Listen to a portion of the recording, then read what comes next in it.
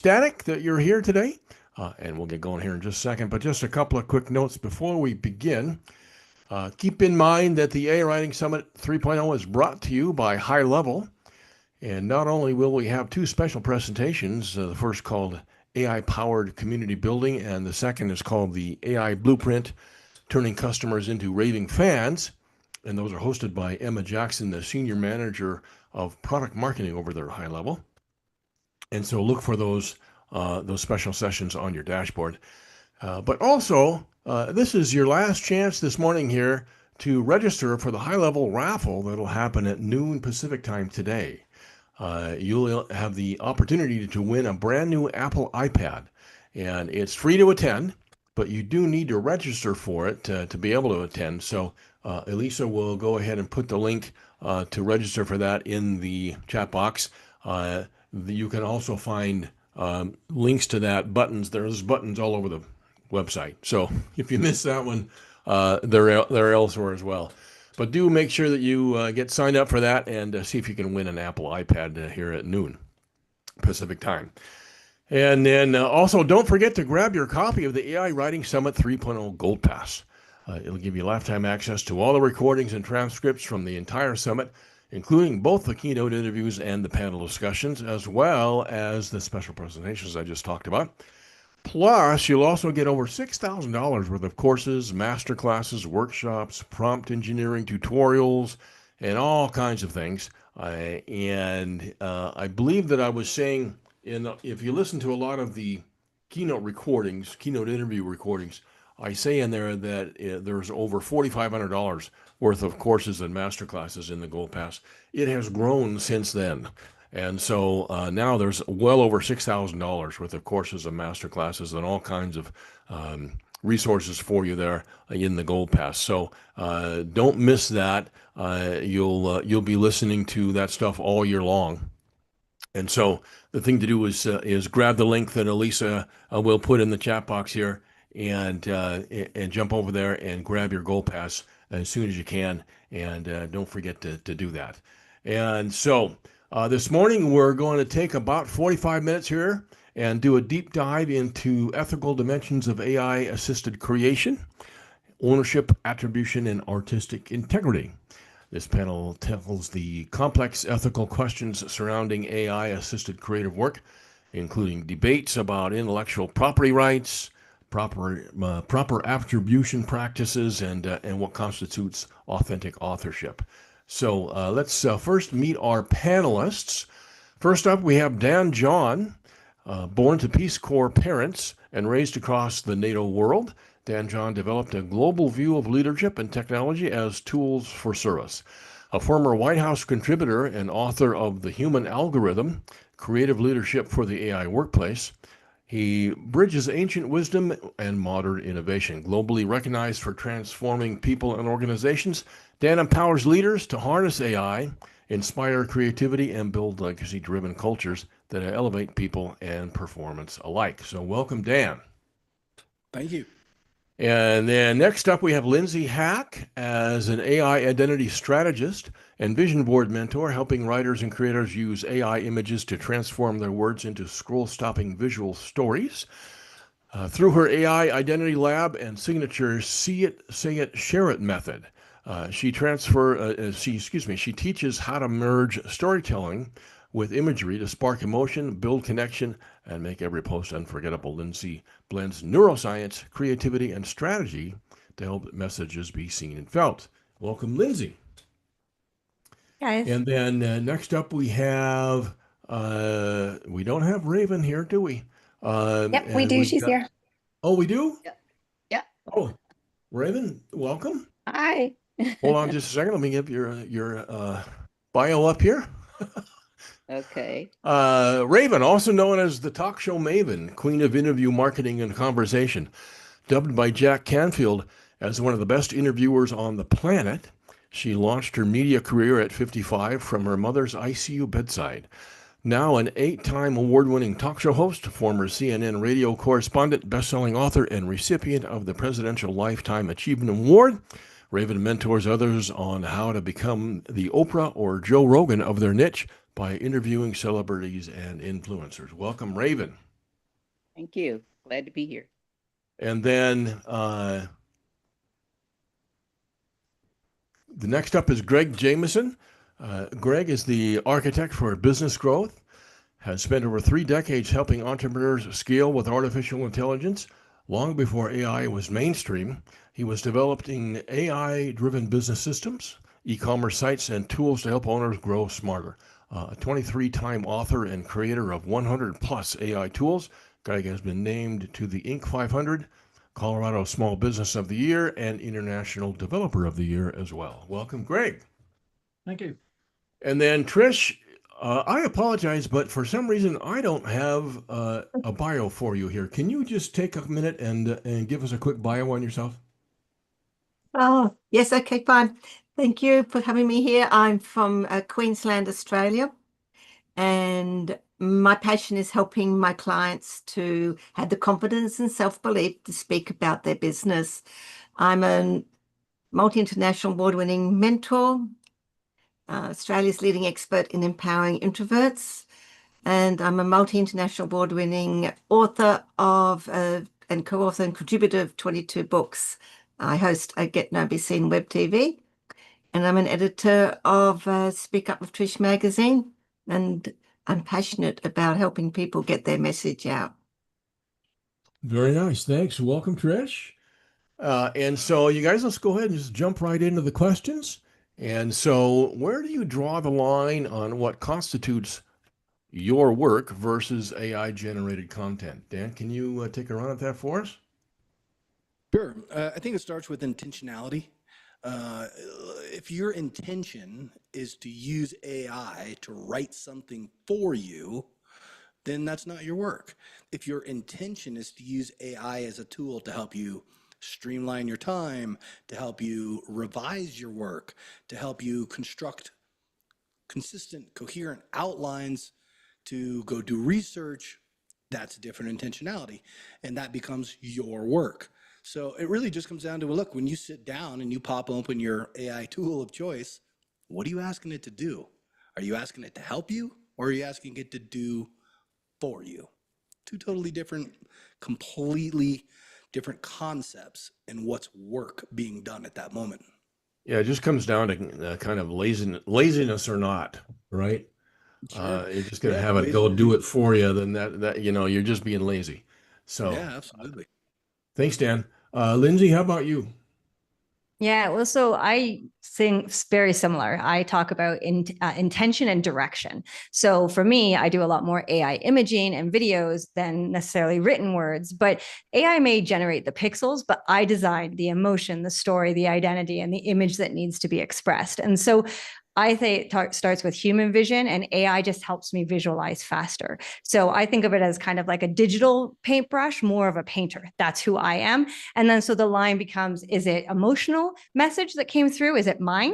Is it me? And if that's the case, then yes, I will work with that. But it really comes down to being honest and what the intention is. Just like we were saying, that it becomes, you get to decide what's the honest and intention and direction of the image or of the written work.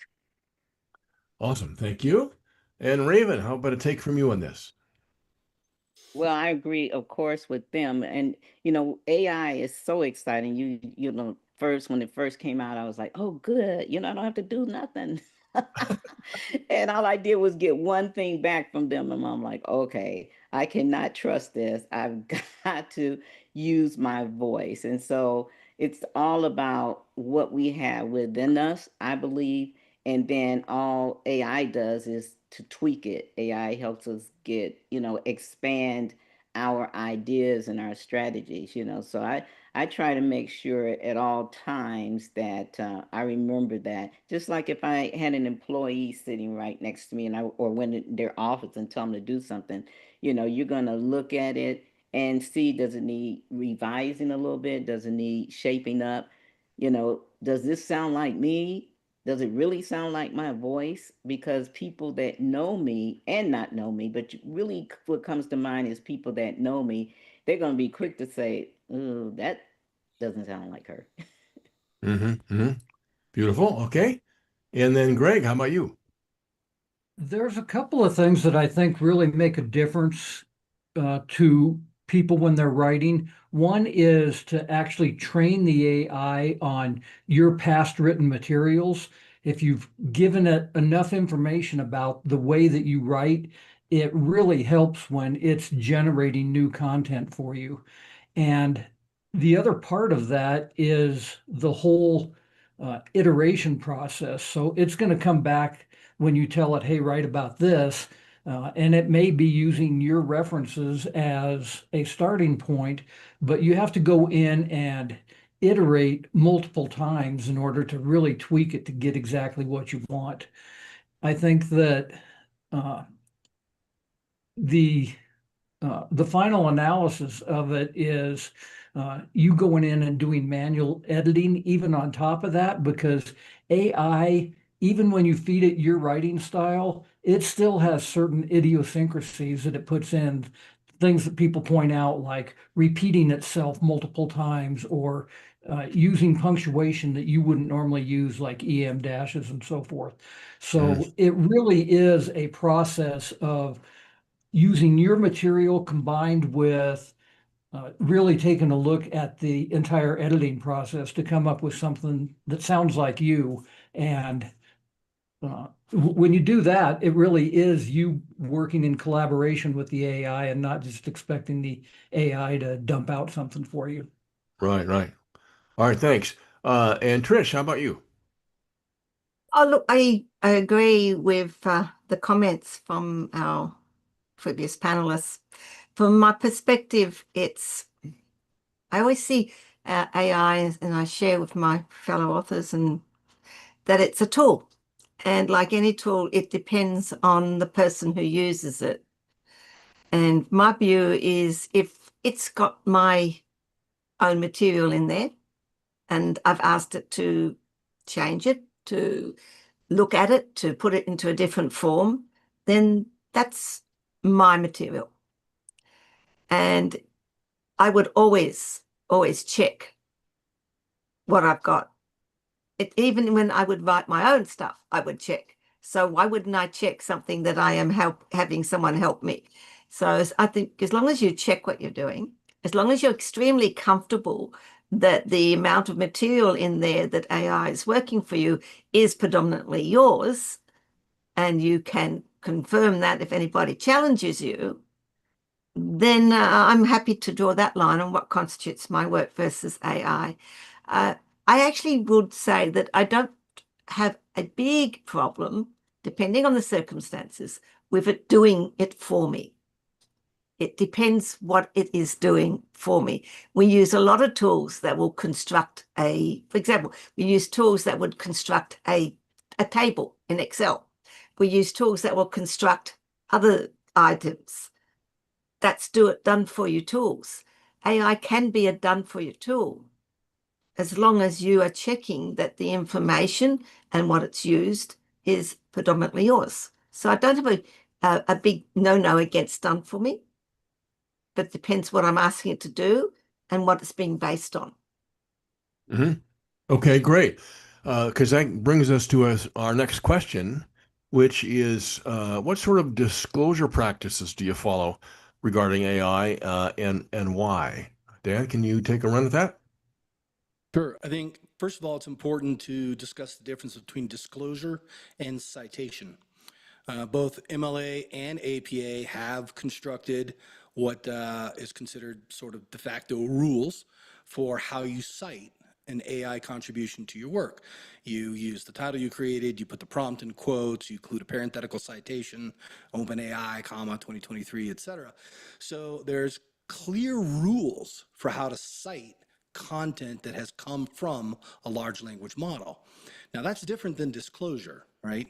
And disclosure comes into play if you've actually had AI write something for you and you've taken it verbatim. Then, well, one, don't do that. But if you did, if you made the decision to do that, then yeah, disclose it. I mean, look, transparency and authenticity are some of the biggest parts of humanity. So if you're going to completely deceive your audience and use AI to literally create your content and just verbatim put it out there, okay, then you're part of the problem, right? You are not acting as a human at that point and being transparent with your audience. So if you've decided to do it, this is a bit of a weird question to me, because if you're the kind of person that's going to use AI to completely write something for you, not edit it, just put it right out there in the world, you're also probably not going to be transparent about it. So it's a little bit of a problematic question. So that's why I kind of introduced this by saying, what about citation? Because it is a tool, just like going to a library and researching. You cite your quotes, you cite your research. Do the same thing with AI. Yeah. Yeah, I think it comes down to ethics. You're either acting as an ethical, moral person, or you're not. And there's all different kinds of people, and so some people just aren't going to do it. But if you want to go through life that way, then that's your that's your choice, I guess. Uh, Prerogative. yeah.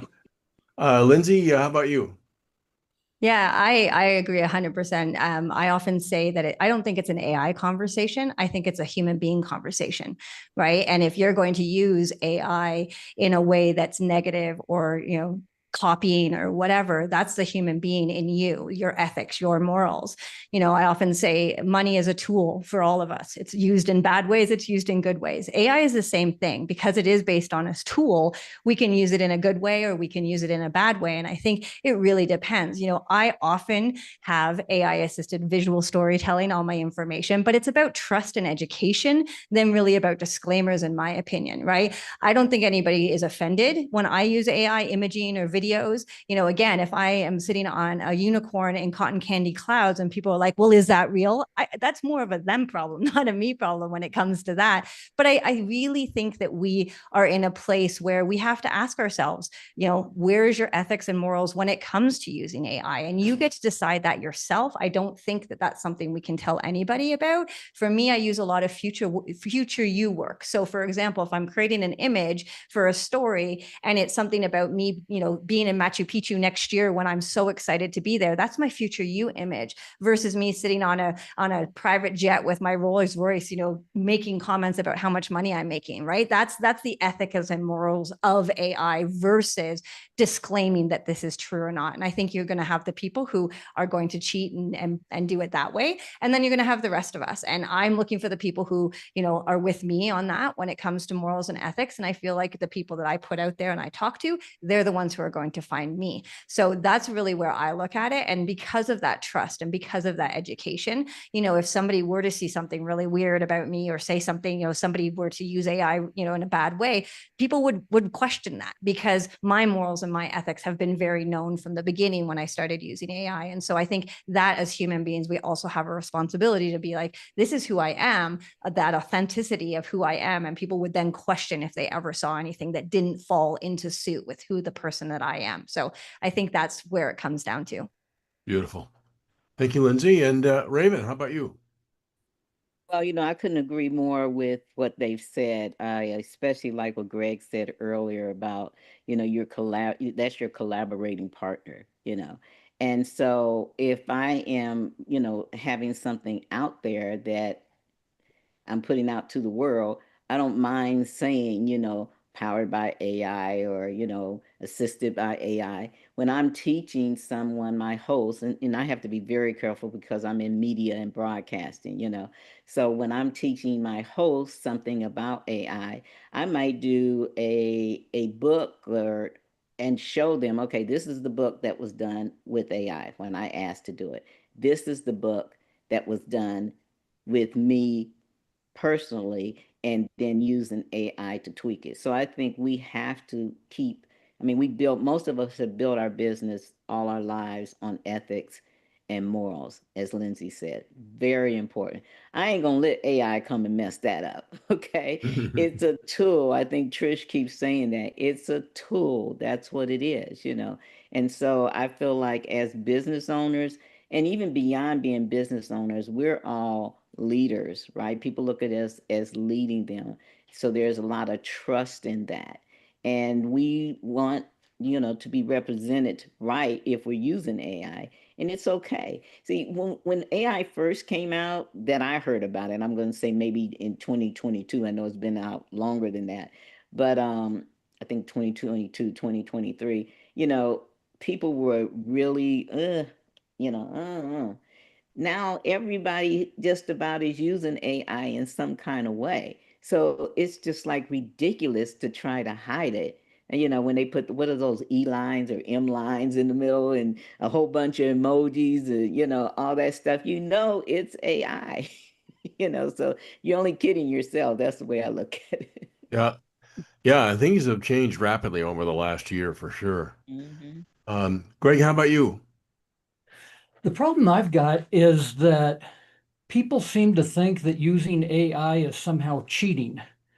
And if I look at building a house, going back to what Trish was saying about tools, building a house, and I build a house using all hand tools. I hammer nails and I get my handsaw out there cutting the wood and whatnot. Is that more ethical than using a power saw and a power hammer? Absolutely not. It's crazy to think that someone would try to build a house without using power tools. With the way that today is and everybody using AI, people need to step up to the plate and own the fact that they're using power tools to help them. And if you look at it from that standpoint, there's nothing unethical about it at all.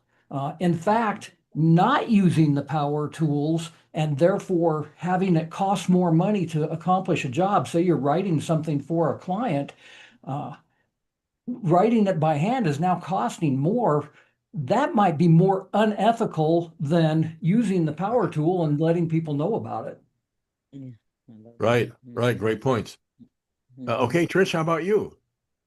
Look, I absolutely agree. And Greg, we're on the same wavelength. One of the things I speak about with people is because there's a lot of fear out there. I think we can all agree. And I have people come to me and say, well, what happens if someone, how do I counter someone writing a whole book of AI? And I'm an author and I've spent months and years writing a book. How do I count? To me, it comes back, I celebrate uniqueness. Every one of us is unique, and people want to know the story behind. So you bring out the humanity, the personalization, and who you are. And I say with tools, it's a tool because people can understand tools. They don't get scared so much. I mean, say I can use a hammer to put a picture up on a wall. Maybe not very successfully because I'm not very good with hammers, but I can do it. I can use a hammer, as you said, to go and build a house. I can also use a hammer to kill someone. And the difference between each and every one of that is you and the person and your ethics and your motivation and your intention behind it. It's not AI that's done it. It's you, because you decided to use it in a different way that may not be as ethical as you can. For me, disclosure, I'm all for, if I'm using AI to create something, maybe in one of my books, and as I talk with my authors, you can always put in there that AI has been used to research, to share something. I wouldn't necessarily put a citation in because for me, citations remind me of my university days, and that's a horror you don't even want to go back to. So because I'm writing information books for my own personality, I may say AI has been used to do some research. Mostly I will disclose that I use AI a lot to create workbooks for my workshop. I use it to save time. I'm a sole entrepreneur. AI becomes my marketing tool, my sales page, and all the people that I don't have to pay, I can use. The intention is there for that. So the disclosure part is, how much of it do I use? Do I still be the human, authentic, genuine, unique person? If I show that, then people can see the difference between someone who's using AI completely and utterly to do the whole thing without putting in any humanity of their own into it. And there's the difference, because anybody like Raven who interviews someone is going to ask the question, and it's going to come up immediately whether you've had input and humanity into it or whether you've just used AI to create books one after the other. So for me, the disclosure is the person and how they use it and how much they use it. Okay, thank you. And so it kind of brings us around to, what are your thoughts on using AI trained on other authors' works to generate content? Dan? This is a really interesting topic to me because it's really a philosophy question. Look, children start reading, they read what they read. You read comic books, you read encyclopedias, you read fiction, you read nonfiction, you read articles, etc. That's exactly what the AI is doing, right? It's reading materials in order to be able to construct new words.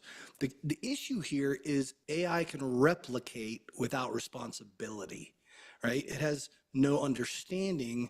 So the meaning in the authorship comes into question at a social level. And that then plays out in the legal context, because if you're scraping copyrighted material without comprehension, then it replicates it without the understanding and the comprehension.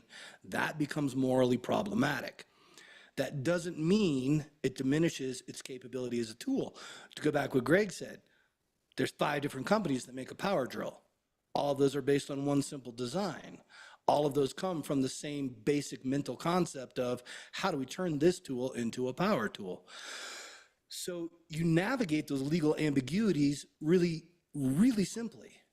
If you treat AI as a co-author, you're in a morally questionable area.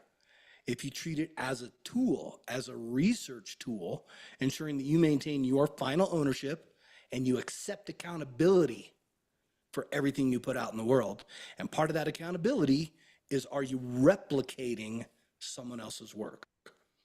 If you are, okay, you blew it.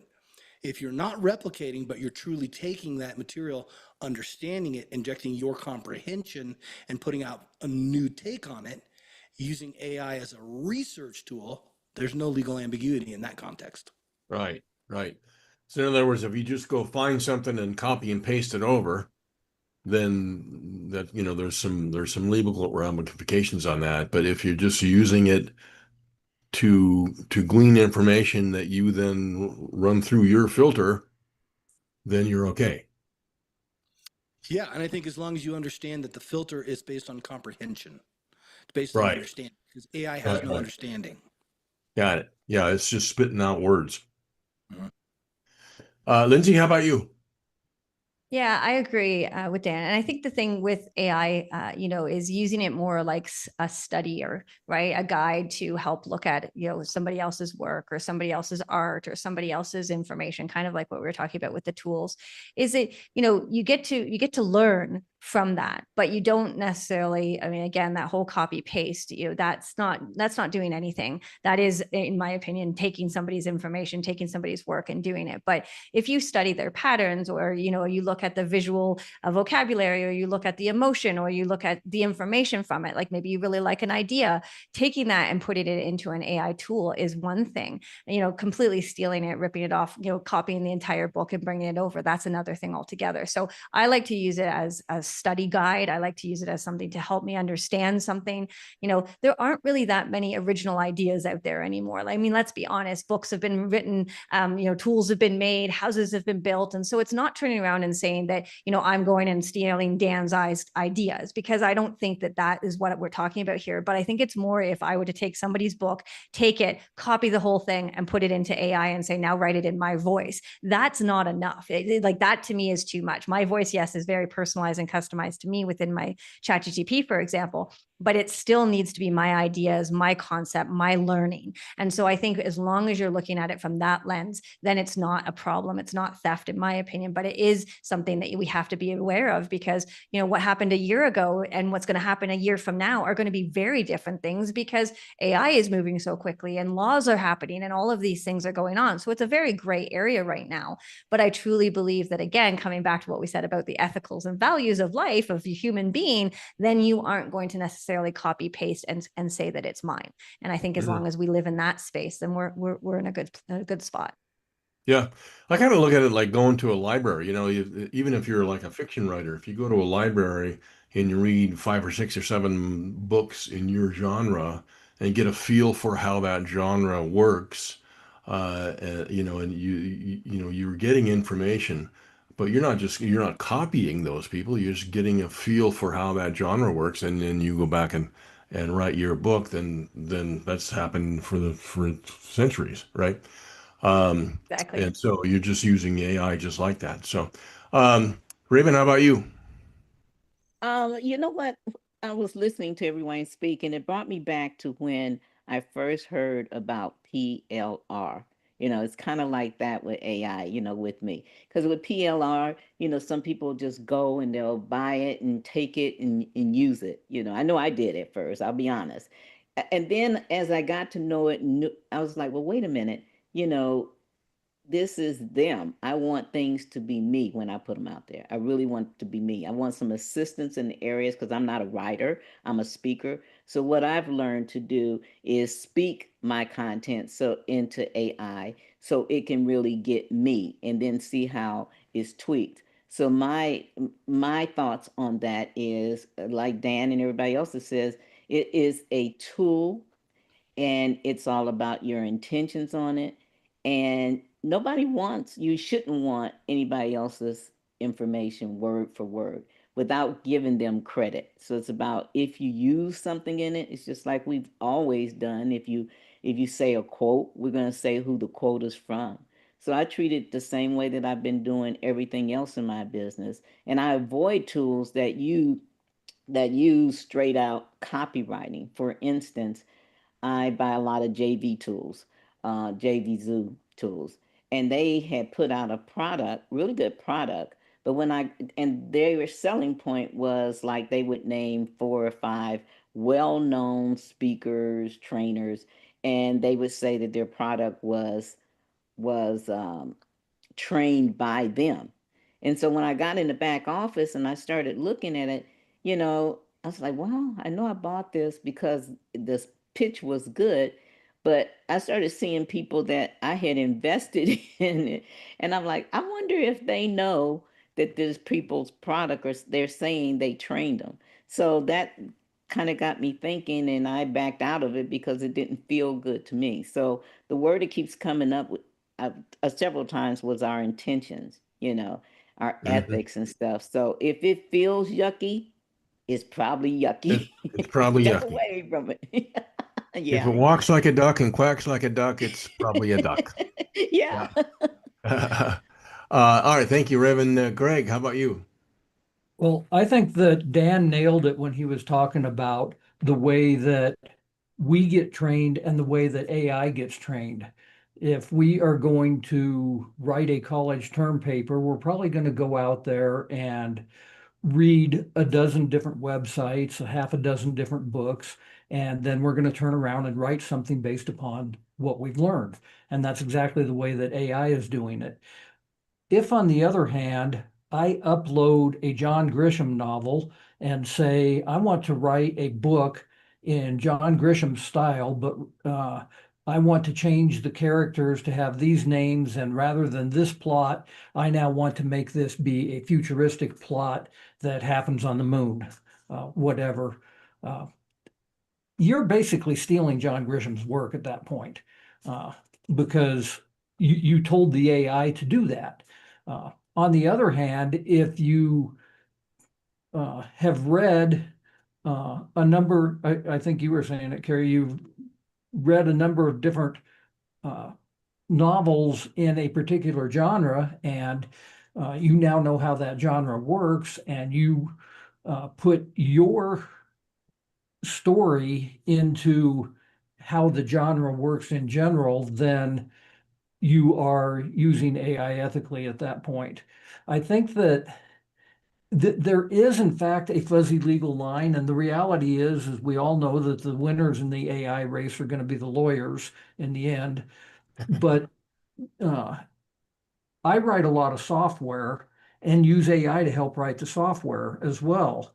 And I think about that every time I write a new piece of code. How does it know how to write this piece of code? Well, the way that it does is that it has ingested millions of lines of code from what other people have written so that it knows how to create what I want it to create. And the same thing goes true with writing books.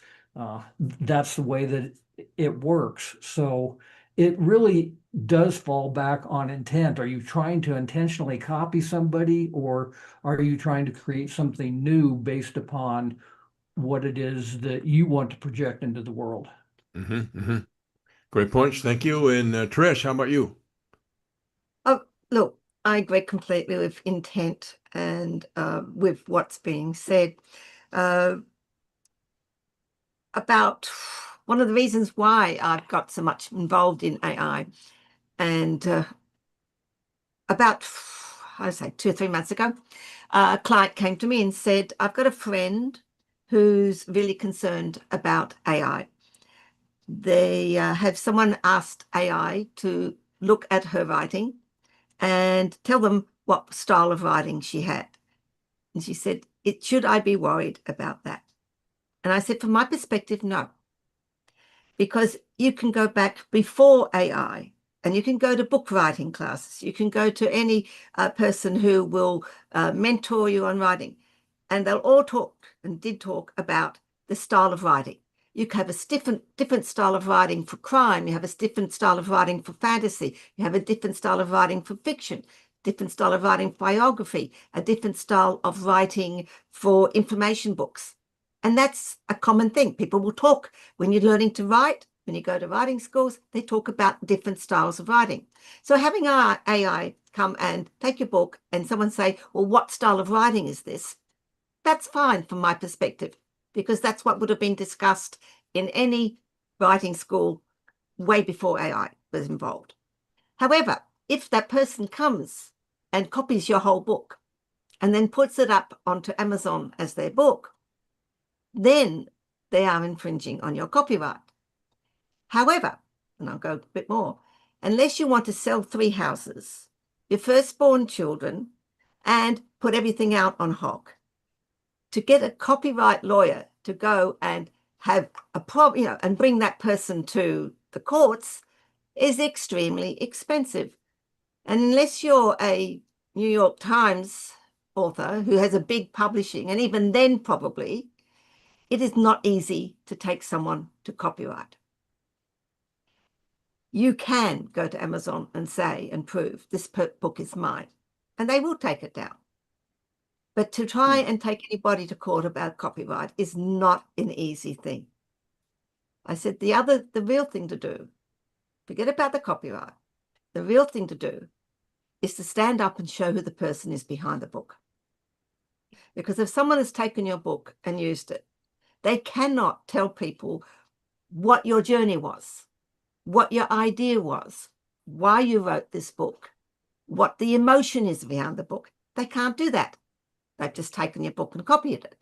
So standing up and letting people know about your book, sharing it and sharing stories from it, sharing clips from it, sharing your journey from it, that is what's going to take that person down. Because no, they can't do that. They can't tell you what all that emotion is. So yeah, copyright, we talk about it, we put copyright. It's comes back to intention. It comes back to how much people pay attention to the lovely copyright. Because trying to get that to a court, it's got a lot of money. It just doesn't Yeah, work. I think it was Greg that was saying that really the only people that are going to win on any of these things is the lawyers. yes. It's just as per usual.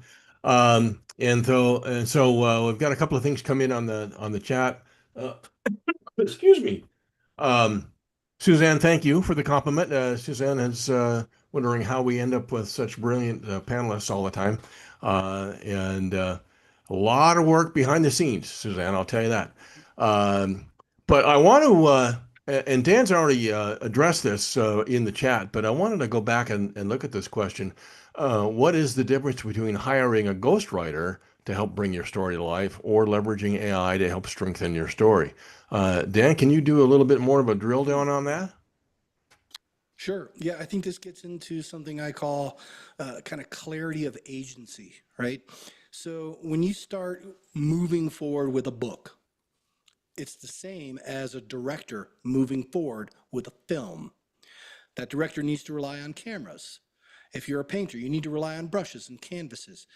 If you're a writer, you rely on research. So there's a huge difference between research and ghostwriting. Ghostwriting, you're collaborating with someone who also has clarity of agency. They are a collaborator in the sense that they are conscious, they have the ability to understand what you're saying and to propose modifications by asking questions that help clarify. It's a conscious collaborator. AI is not. AI is not conscious. It is not a collaborator. It is a tool that can help you enhance your work the same way you could enhance your work by going and reading the Chicago Manual of Style and absorbing new rules to help you clarify your thought processes, right? So I think to me, it's a very clear distinction. A ghostwriter is a human being who is bringing their own lived experience to the collaboration. And AI is not doing that. And AI is just tokenizing your questions and attempting to respond to them with a vast amount of knowledge and absolutely no experience. Right. Yeah, there's questions about how, artificial general intelligence and how, maybe someday it's actually going to become conscious. I don't think it'll ever actually be conscious. I think it'll be really hard to tell the difference, but I don't think it's ever going to be conscious like human beings are conscious. And so, yeah, there's definitely a difference between the two, and always will be, I think. Lindsay, how about you? Yeah, I hear what Dan's saying, and I agree with a lot of that, because if you had an assistant, for an example, and a lot of people understand that is, you sit down with your assistant and you say, can you do this? Can you do that? They'll come back and they'll say, well, what about this and what about that? And one of the errors I see a lot of times when people are using AI, especially for the first time, is that they're not very clear on what they need, right? So, if you say, send me an email to my list, and you don't give them any information about, who, what, when, where, the AI will actually fill in those blanks because it doesn't know any differently. Where an assistant would come back and be like, okay, hold on, Dan, who do you want me to send the email to? What do you want me to say in that email? What are those things? And that's that human being piece of it that's for sure very different. And you can get deep, I think, into AI and really, act as this and do that, but it's never going to have that human being connection back to you. And yes, people are like, oh, well, AI can ask you questions back and you can talk to it and you can do those things. Absolutely. But it doesn't have that human being part of it. And I think that's the beauty of it. We use it to help us with writing or help us with editing or whatever it is we use it for. But if you actually want a human being, you would get a ghostwriter, you get a real assistant, you would get those things. And I think that's a personal preference as well. Some people, love the AI agents that are creating these customer services and all of these different things that are going on in AI right now, where there's other people where it's like, I would never want to have an AI agent on the phone talking to my customers. That's just not something that I would want to do. I still want the human being touch of that, but everybody has their own opinions on that as well. So I think it comes down to, where do you sit on the human side of things versus the AI side of things. And I don't necessarily think one's right versus one's wrong. It's just the human being in you is going to decide where you want to sit on that. And I think that's the big piece to decide moving forward is, do you want somebody to be there for you, asking you, challenging you, doing those things? Or are you okay with somebody doing it from an AI perspective? And again, always taking back into that, ethical part of it, but really deciding where you sit. Awesome. Thanks, Lindsay. And Raven, let's get a take from you in this.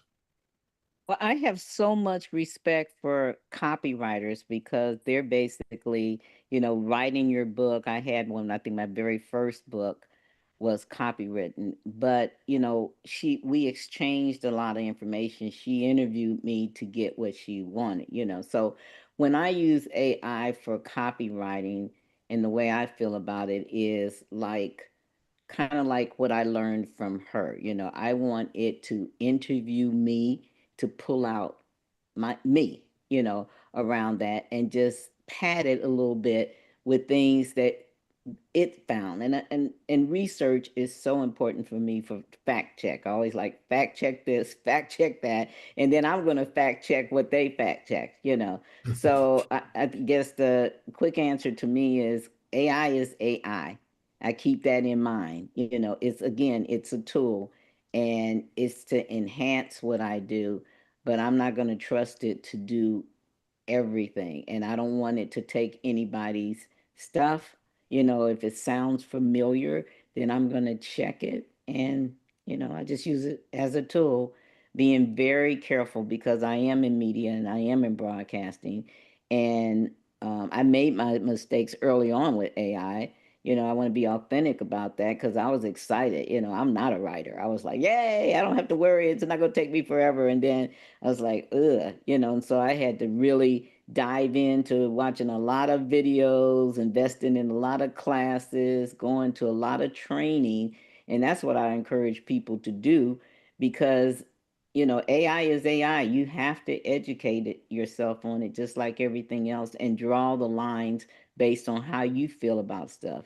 You know, and remember, for anybody that's a business owner, this AI is representing your business, you know, the parts of it that you use. And you can't take chances on that if you built all these years in trying to be the best of the best, you know, in what you do, you know, and keeping intentions in mind and integrity in mind, you know. So it's easy to get Awesome. wrapped up into AI and what all it brings, but I think we all have to be really cautious of that. And Dan, I've learned a lot from you just listening to you today. So I'm glad you're on the panel. Made me think, okay, baby, you probably need to get more into the laws and stuff like that. I think you used a couple words I didn't I can't even remember what they were, but I was like, I got to look that up. So I got to watch the video so I can remember. I'm in my 70s. I don't remember like I used to. Right. By the way, guys, speaking of watching videos, we had some problems with our server the last day and a half, and so we were going to end the you know the ability to watch the videos and stuff later this evening, but we have now made a decision just this morning to extend that out to next. What is it, Elisa? Next Tuesday night? Yes, Tuesday, midnight Pacific. Got it. So yeah, so we're giving you some extra time to go back in and watch all this Yeah. stuff. So yeah. Greg, let's get a take from you. Yeah, so if we look at a ghostwriter versus AI, one's a tool, one's a human being. We've talked a lot about tools with this, and if I'm giving credits in a book, I'm not going to say, by the way, I typed this manuscript on an HP laptop computer with whatever, because that's a tool that I used. I probably am going to give credit to a human being that helped me bring the book to life. If I'm being ethical and honest and letting people know that I used a ghostwriter. So I think that that's one distinction. And one of the things that Carrie was talking about was with artificial general intelligence or AGI. Is AI ever going to achieve a consciousness like a human? And I agree with Carrie. I don't think that it's possible. I've been in the AI space since 1985, and I've seen all of the developments, even things like, can we do neural implants into people's skulls and try to have direct mind interfaces and so forth. We've made a lot of progress, but AI is never going to have a soul like a human being does. And that is a big difference between a ghostwriter and just using AI as a collaboration partner. Mm-hmm. Awesome. Thanks, Greg. And Trish. It's an interesting question. I have a very good friend who is a ghostwriter, and we have spoken quite a bit about different aspects of ghostwriting. One of the things about ghostwriting is that they're never, ever acknowledged because the book is to be your book. So they don't acknowledge the ghostwriter. They would never say this was written by a ghostwriter because the whole concept is for the ghostwriter to assist them to write the book over their name. So it's an interesting concept. From my perspective, I would never use a ghostwriter because I'm really I'm all about me and authentic and being unique. And I've learned a lot to write because I never thought I could write. So I have learnt to write as I speak.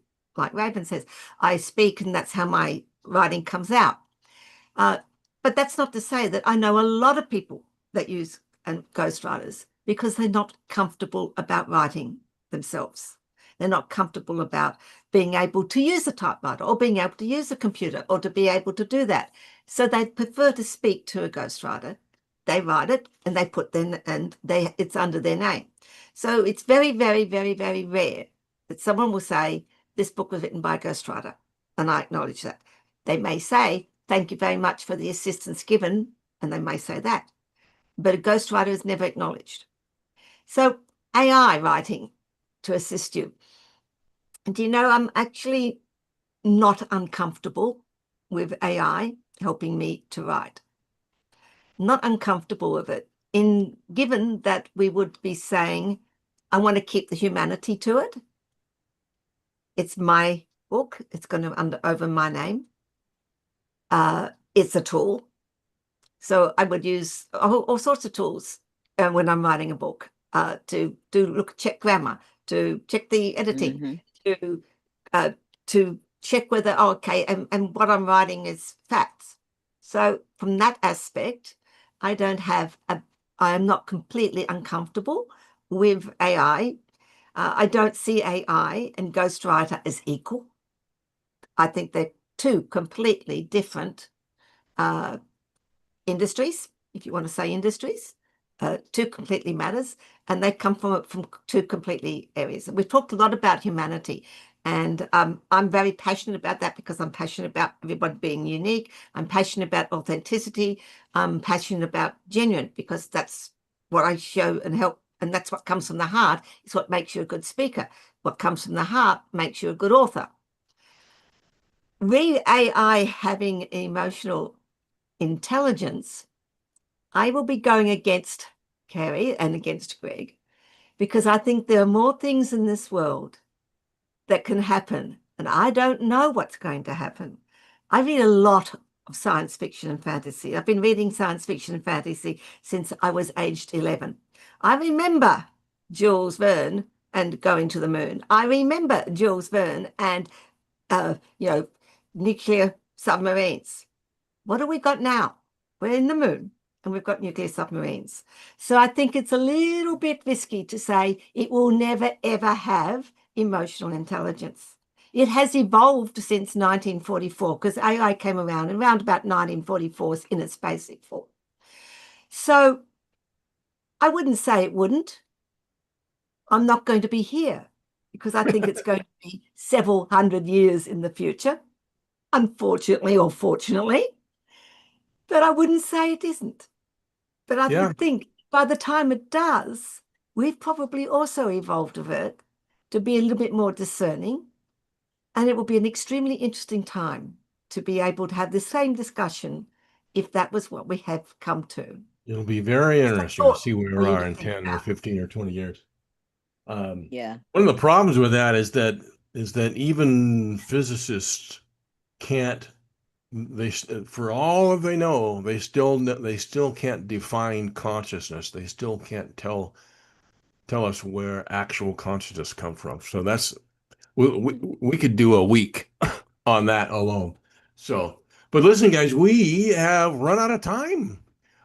So I want to thank very much all of the panelists. This has been awesome. This has been another really, really interesting conversation. And so thanks for the time. Thanks for taking the time to show up and give us all your opinions.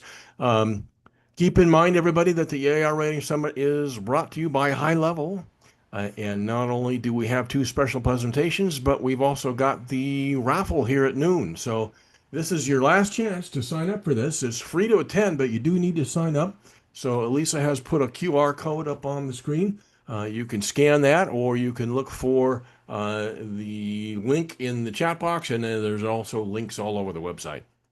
So be sure to get signed up for that and see if you can win an iPad here at noon Pacific. And also don't forget to grab your copy of the AI Writing Summit 3.0 Gold Pass. It'll give you lifetime access to all the recordings, all the transcripts, and the entire summit, including the keynote interviews and discussions and the special presentations and everything, plus $6,000 worth of other courses and master classes or workshops and prompt engine and tutorials. And it's a huge amount of stuff in there.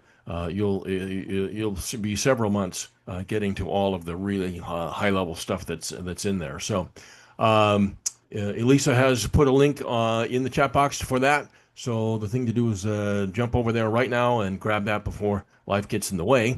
And you'll be able to get that for probably less than you spent at Starbucks last month.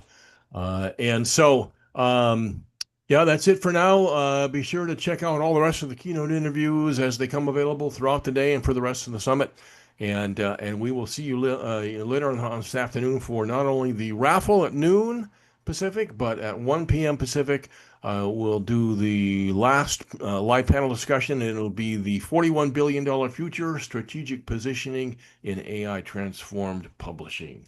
And so, again, thanks everybody for being here today. Really appreciate it. And we will be in touch soon.